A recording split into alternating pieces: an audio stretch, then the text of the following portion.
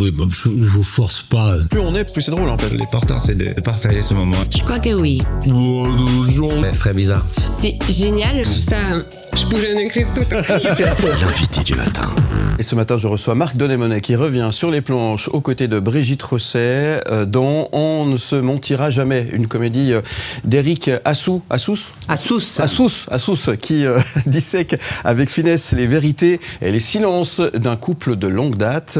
Ancien étudiant en physique devenu humoriste, le Valaisan s'est illustré sur scène depuis les années 90 avec des spectacles salués comme Complètement épanoui, où Marc Denémonet transmet sa joie. La tournée de la pièce traverse toute la Suisse romande avec des dates à Gentot, à Vic, dans le Jura, Morges, Valorbe, Verrier et Châtel-Saint-Denis.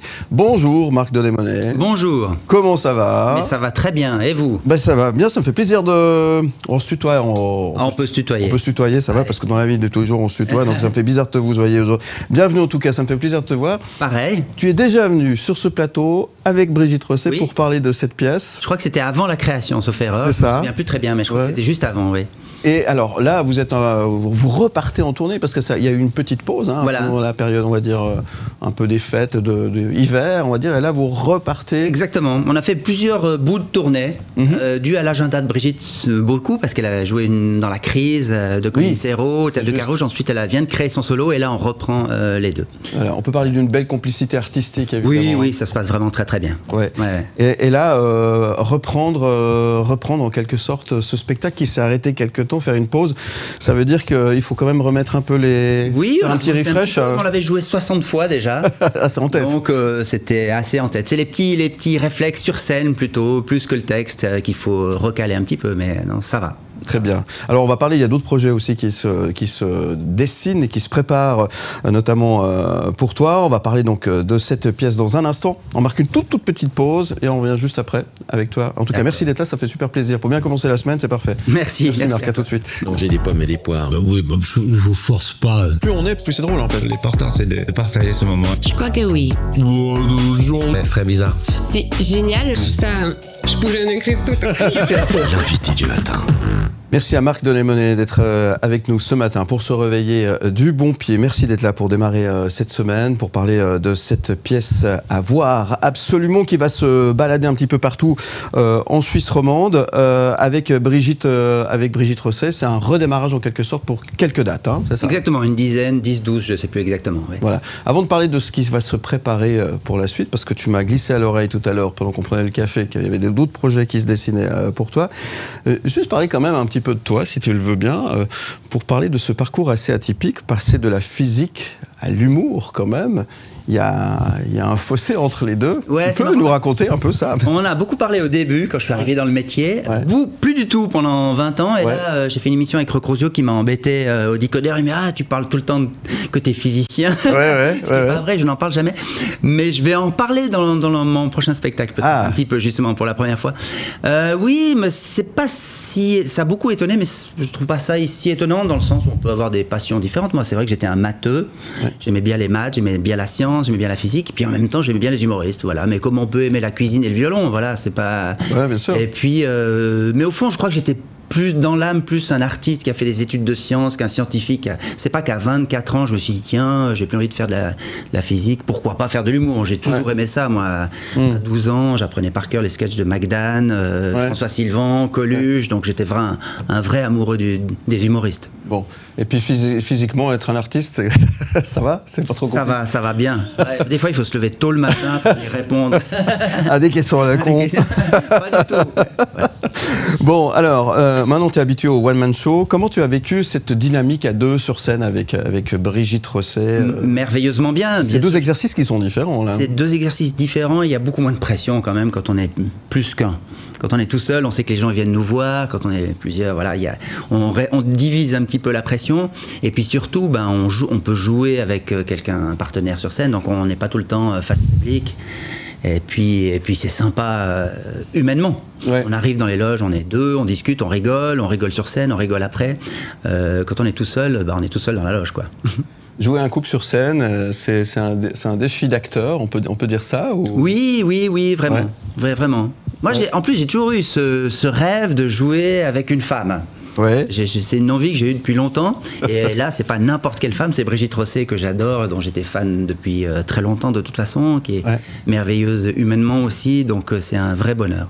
Et qu'est-ce qui vous a séduit tous les deux dans cette pièce d'Eric Assous? L'écriture, vraiment. Ouais. Vraiment, c'est une écriture très fine, très subtile, drôle, puis en même temps très vraie. Il y a une vérité qui est incroyable dans cette écriture. Ça sonne juste, ça sonne incroyablement juste. C'est vraiment ça qui m'a fasciné. Ça, c'est la vérité. Ça, c'est la vérité? Parce que le titre, c'est « On ne se mentira jamais ». Oui, exactement.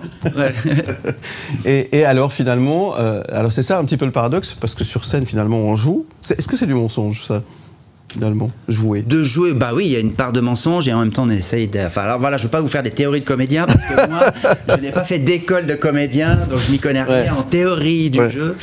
Mais oui, on essaye d'être soi-même, quand même, d'aller chercher des émotions. Soit c'est un peu banal ce que je dis, mais c'est ça. Est-ce que ça t'a apporté quelque chose pour toi dans ta vie de tous les jours, finalement? Cette expérience théâtrale qui n'est pas tout à fait la même chose, on va en parler avec cette expérience du one-man show, en fait.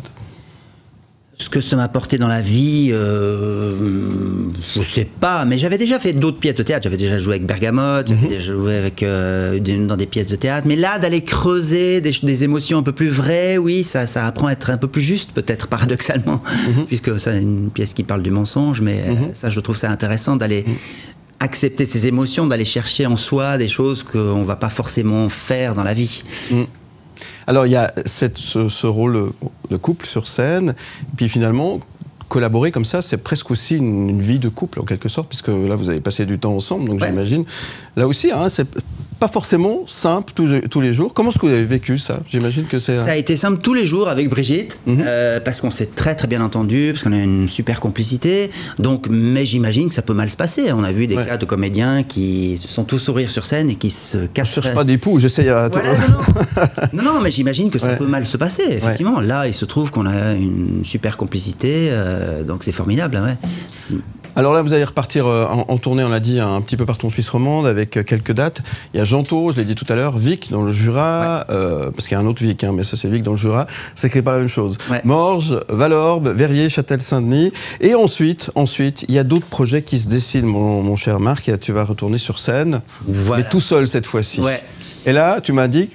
T'avais un peu les chocottes. Plus peur, ça fait 12 ans que je n'ai pas fait de one-man show et je pensais vraiment ne plus jamais en faire. Donc je disais à tous mes collègues, c'est fini, je veux plus jamais on me verra seul sur une scène. Et moi, quand je dis quelque chose...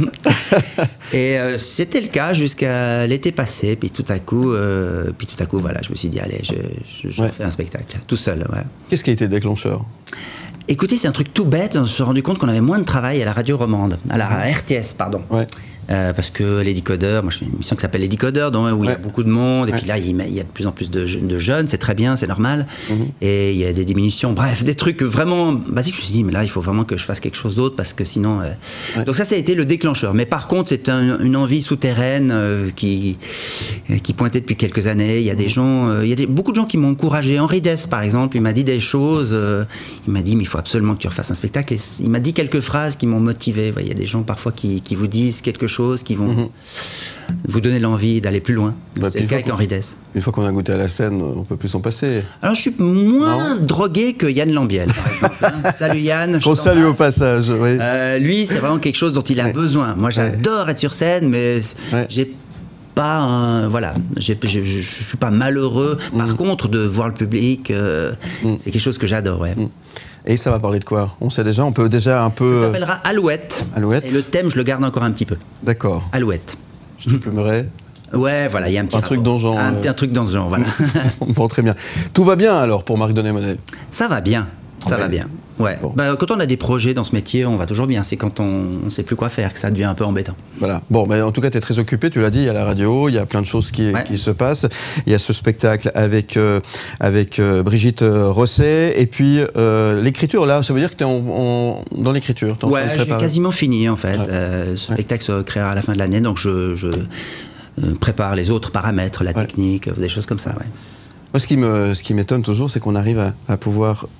le soir, présenter une pièce en collaboration par exemple avec Brigitte Rosset, et puis réussir à écrire encore quelque chose à côté en même temps. C'est quand même assez fou comme exercice. Oui, on voit comme vous faites plein de choses, à discuter hors antenne, vous faites à la fois la présentation, la production, c'est fou aussi ça. Ouais. Voilà, non, il faut compartimenter. Ouais. Bon, qu'est-ce qu'on peut souhaiter à Marc Denet-Monet ce matin et cette semaine? Une belle tournée avec Brigitte et un beau succès pour mon futur one-man show. Merci d'être venu. Merci à vous. On passera le bonjour à Brigitte. Oui, bien sûr. Et puis, on vous souhaite évidemment plein succès. Et puis, tu sais quoi? Tu viens nous trouver quand c'est un peu plus clair ou quand tu peux parler d'Alouette un peu plus exactement, précisément. Librement. Avec plaisir. On t'accueille les bras ouverts. Merci beaucoup, Marc Denet-Monet. Merci à toi. À très bientôt. Et un grand M, comme on dit chez nous. Ici, on peut le dire. Je prends, comme disent les comédiens. Prends, très bien, merci beaucoup. On te retrouve en podcast et en image sur le site mlemedia.ch. Salut Marc. Salut. À bientôt. Merci. Bien plus qu'un média.